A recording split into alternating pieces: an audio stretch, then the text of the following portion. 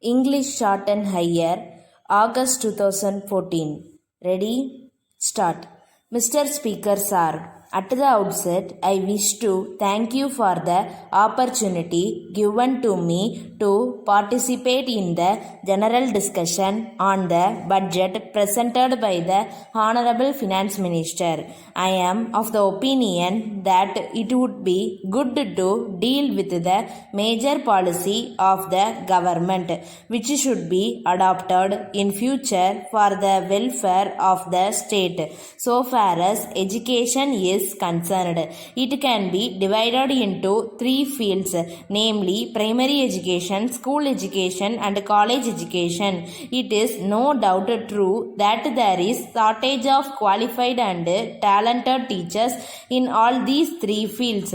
If there is shortage of food and cloth, it can be understood it is due to the decrease in production and also due to the forces of supply and demand.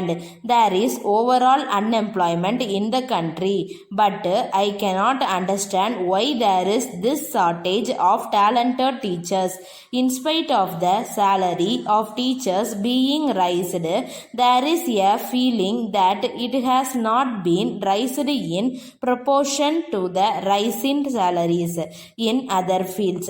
As a result, the talented men try to get employment elsewhere and they choose teaching profession as a last resort. The salary of teachers should be raised so that it compares favorably with the salaries in other fields, and as a result the teaching profession may attract the talented and efficient people. This will help to a large extent in solving the problem of shortage of qualified and talented teachers in the field of education. There is one other difficulty in the field of education. There is no sufficient equipment by way of building accommodation. Some honorable members suggested that the number of students to be managed by one teacher might be increased to some extent. I think such a course will affect the quality of education imparted. On the other hand, I am of the opinion that shift system may be introduced. This will help us to give education to a larger number of children without a necessity for more building. I am also aware that the shift system is successfully followed in some educational institutions in the state. I think this could be extended to more schools. Our country being an agricultural country, many people depend on agriculture for their living. Water is very much required for the success of agriculture.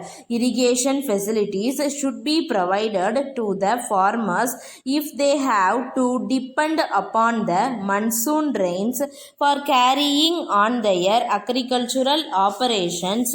It will be difficult for them to stay in the agricultural professions for a long time. In these circumstances, we cannot prevent them from giving up agricultural and going over to some other professions. It is also possible for the government to give liberal assistance to them so that they may be able to dig borewells which will give them continuous supply of water. In this connection, I wish to point out that they have another problem to face.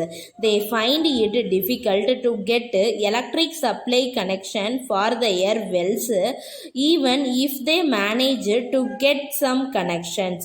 The supply of electricity is not regular. With the irregular supply of electricity, they are not in a position to take up agricultural operations in a regular manner. I therefore want to point out that production of electricity should be increased in all ways. Also, electricity connections to agricultural pump sets should be given liberally. The government should see to it that supply of electricity to the farmers in particular is regular to the extent possible. With these few words, I resume my seat. Letter from Indra Cotton Mills Limited, Mumbai, to Messrs. Raman and Company, Chennai. Dear Sirs, with reference to your kind letter of the 3rd instant, we are extremely sorry to ask for another extension of time to execute your order.